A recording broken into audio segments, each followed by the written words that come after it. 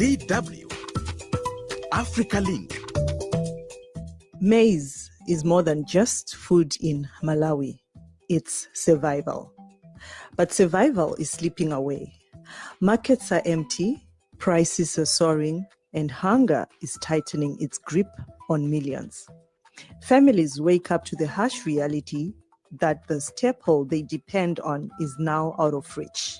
Meanwhile, a crippling forex shortage has left the government and businesses powerless to import what's missing. How did a country so dependent on maize find itself in this crisis? And with no end in sight, what happens next?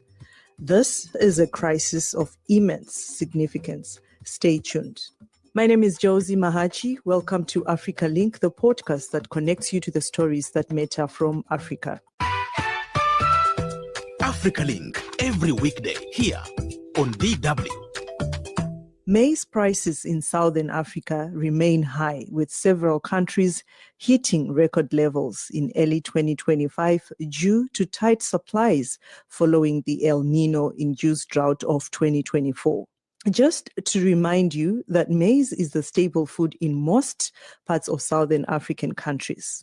This surge of maize prices has been driven by reduced harvests and a weak currency, which has raised import costs.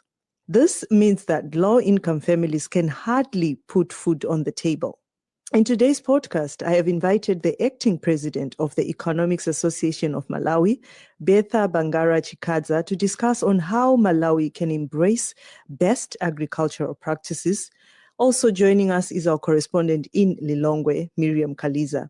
As someone who comes from Zimbabwe, when I hear that shortage of maize, that's our staple food. And the way I love my suds, I can imagine what Malawians are also going through. But I'll start with you, Bertha Bangala, as our economic analyst. Just by you unpacking for our listeners the real situation on ground, especially in regards to skyrocketing prices of food, including the famous staple food, maize. You know, we are coming from a situation where, as a country, we suffered from a couple of catastrophes. We had last year, I think the other year, we had cyclones, and the heavy rains destroyed most of the crops in the fields. And by the time people were harvesting, the maize was actually in short supply. Then going into another season where, as a country, we also faced a dry season. So we had El Nino, and this also affected the country much more than the way it was last year. So when we looked at the crop harvest of the 2023-2024 season, it was actually much lower than what we expected. And even though we thought initially we might maybe experience a 16%, I think, decline in food, I think it ended up to be more than that. So because of those discrepancies, even in our preparations, we were not all that well. And by the time we started experiencing the lean season, because normally in Malawi, we always face food shortages around December, January, February, March. That's when the situation starts, getting better, because people have now started getting maybe raw green maize from the field. And by the time we are going to April, then the situation is getting better. But by last year, during the lean season, the situation was actually much worse. And then even when we were now reaching the time of harvest, the maize was not all that available to the lay person, even those people who are smallholder farmers. So even though I'm saying the situation is dire, it is dire because one thing as an economist that I have seen is it's not about maize unavailability, but it's about probably issue of distribution. Because in Malawi, you might find that in the northern part, people are not suffering as the way people in the southern part are suffering. Because people in the northern part, even the prices, you might see that the northern part has actually mild prices. If you go on the central region, the prices are rising, but not as close to those as in the southern part. So the southern part, the maize prices are much very high. So this has always been the case, and the northern region normally has maize and also some parts of the central. And so what is happening is the traders take advantage of this and they go and buy the maize. And yes, they utilize that, they hold the maize and they wait for the prices to keep on skyrocketing. And because of that problem that we had, El Nino, and many people did not actually produce as they were expected. So come this year, the problem has now increased because this is the lean season. We are in February, and as always, prices of maize always go up. Only that this time they have gone up extremely more than what we expected. But when you are talking like this, Bertha, I assume, I mean, obviously every government will have economists also working in there. And if you say this has been ongoing, and I'm just wondering, what is government doing about it? Because if you say some people are hoarding the maize, this is like black market type of business, like hoarding the maize, holding on to it, and to ensure that when they now roll it out into the public, the prices are like 3 times, 4 times higher. Yes. What is the government doing about this? Actually, I think what us as analysts always say and advise the government, and most of the times what the government does, because you might see that most of the times the decisions that the government does, they are only politically correct, but they are not most of the times at the benefit of a person who is really struggling.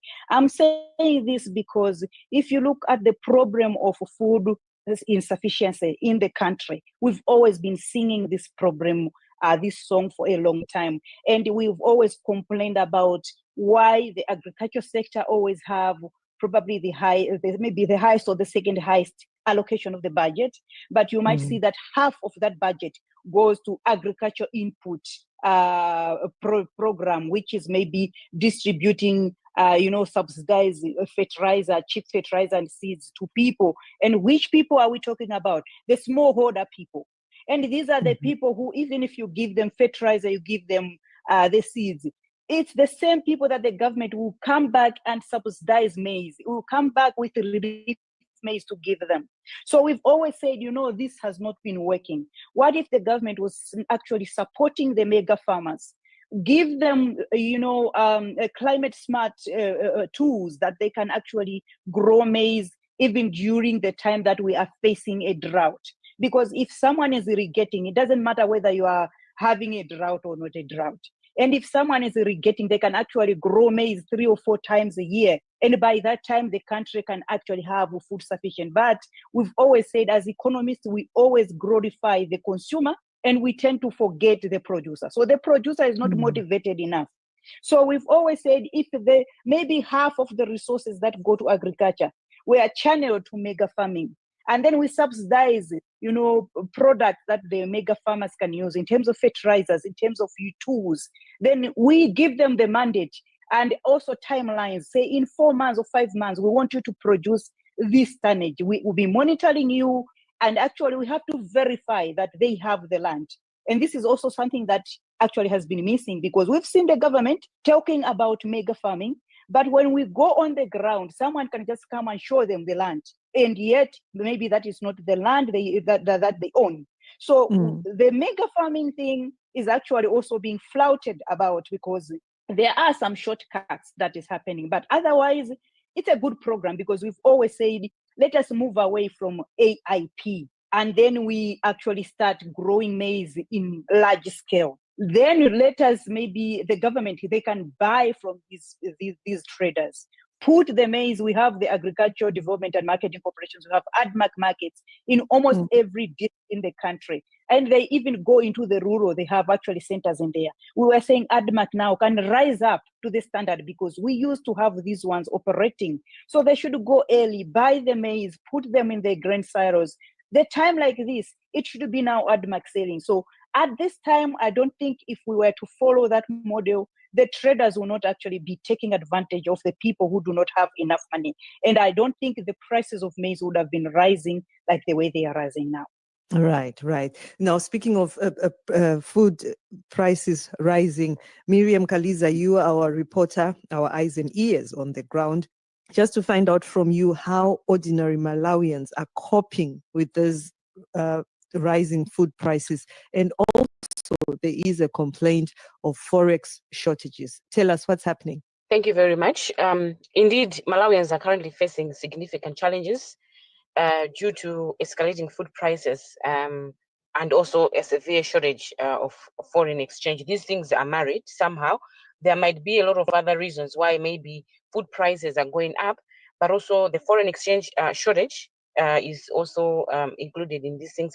And the issues have led to cost of living crisis affecting both households and businesses across the country. So on the ground, Malawians are crying. It's making it difficult for families to afford basic necessities and maybe coping mechanisms. Other families, you wouldn't know, maybe if you are a bit privileged, other families are having one meal a day just to cope up with the pressure and everything else that's happening.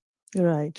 And I'm just wondering, as you are obviously reporting on these issues, what are some of the most striking stories you are coming across or you've come across, Mirriam, especially with this dire situation? I understand you, something like maize meal. In Malawi, I don't know if you call it sadza or you call it... Nsima. In Malawi, we call it nsima. Yes. It's something that everybody and anybody in Southern Africa at least can afford. At least if you have that, you can still have your breakfast, lunch, and dinner. And you can make porridge, you can make nsima in the afternoon, in the evening. But now when the maize is also so expensive, like even what our economic analyst Bertha was saying here, then what are people saying really? It's really bad, and it also reflects badly on the current administration. The problem, I would say, Malawians, a lot of Malawians, maybe it's an African thing, they think in maize. So we might have other foods available, maybe cassava or sweet potatoes, but as long as there's no maize, then there's no food. They're like me. Look, we grew up eating. This is our food. I can eat sadza morning, afternoon, evening. Don't blame us. That should not be a problem. So we are thinking about maize only and not other available, maybe local foods that can be easily found. So the sentiments of local Malawians on the social media, on the local platforms, or local radios or social media, it's not nice. It's not reflecting very good in a good way for the current administration. And you would find that if the ADMAC, like Bertha said, is selling ADMAC, they are also limiting or controlling how people can get. Maybe a family of 7, they are allowed only to get 25 kilograms of maize. It's nothing. It means 2-3 days they need to go back or maybe a 5 liters plastic pail of maize. It's not enough. So people would have wanted, if government had maize and was selling to people in an affordable way and also in quantities that they might want. But also the problem is, if they will be selling in quantities people might want, now vendors will also come in, buy the very same produce and sell elsewhere at an exorbitant price. So it's but really there's something chaotic. that Mirriam, you mentioned that there are other alternatives now for Malawians listening to us, or not just Malawians, any other Southern African country person listening to us right now and thinking, actually, maybe it should not only be maize or nsima or sadza or whatever. What alternative food sources are available to households that cannot afford this maize? And also you mentioned ADMAC, that they are giving maybe 25 kilo per family of 7. What other alternatives does ADMAC have? What other food items do they also make available for people in Malawi? I'll start with ADMAC. For ADMAC, I don't think they really have a lot of alternatives, because they mainly buy and sell maize and legumes. But for every other Malawian or Southern Africa person that are listening to us, we have rice. Now, Mirriam, I know we are talking about other food items that people could try, but there was always the issue of economic crisis in Malawi. Different sectors such as agriculture, small businesses, and healthcare, everybody's complaining. Tell us about that. Indeed, a lot of other sectors have been affected. You talk of agriculture. It's a lean season, like Bertha said. Now people in the fields now, trying to produce, but they also need to have food at home. And like I said, it's not reflecting very good on the current administration. People are saying a lot of things because we are going to elections come September, and people might want maybe to change or shake things a bit so that they maybe bring a government that's listening, or the government that's going to give them food when they want food.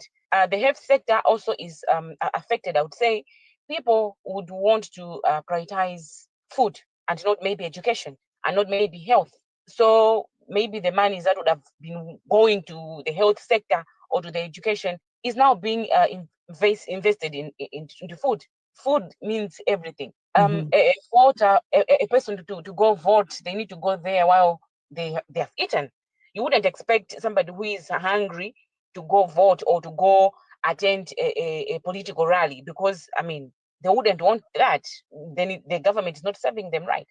But also talking about that, a lot of Malawians, a lot of voters, they seem to have less alternatives when it comes to who then to put on the hot seat. So it's really chaotic currently. Maybe it's going to look good as the year pans out, but currently a lot of other sectors are affected because of the food skyrocketed food prices and the shortage of forex. Right. Bertha, would you want to add something on that? You are at the analyst here, you are the economist. So just to look at other sectors and just an overall view of what should be done now in Malawi, because I know earlier you mentioned what at least the government should do. But when we assess issues maybe to do with subsidies, social programs, or trade policies, do you feel like these are helping or worsening the situation?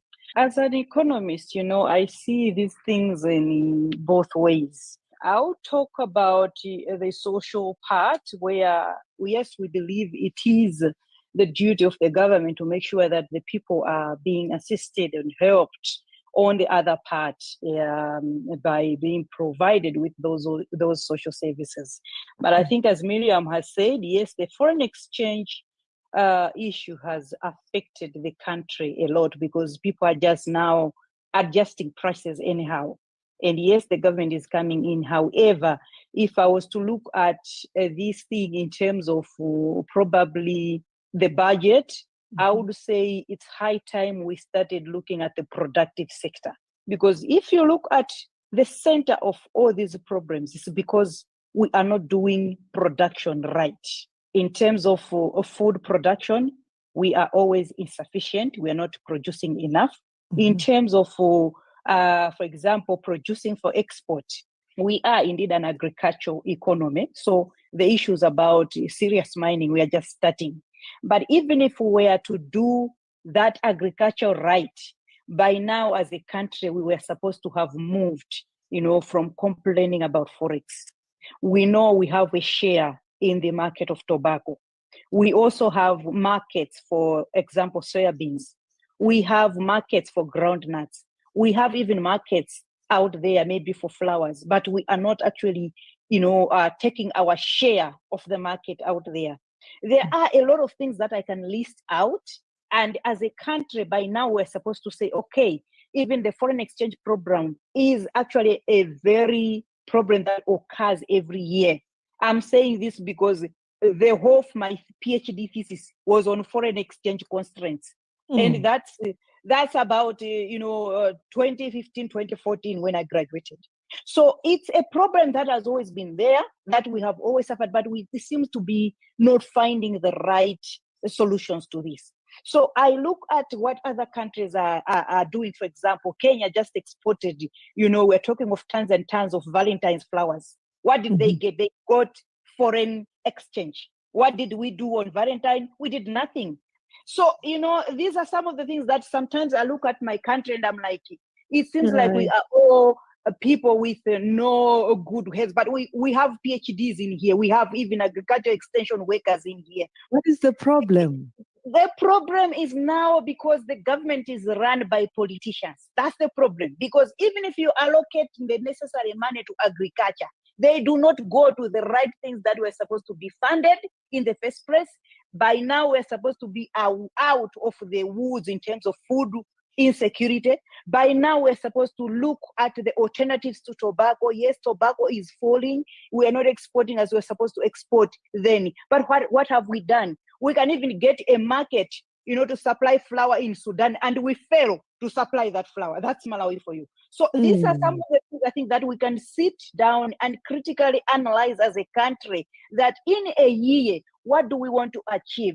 We have beautiful lake, but the roads to that lake are terrible. So as an investor, and we're touting tourism, we've always talked about this even with the government.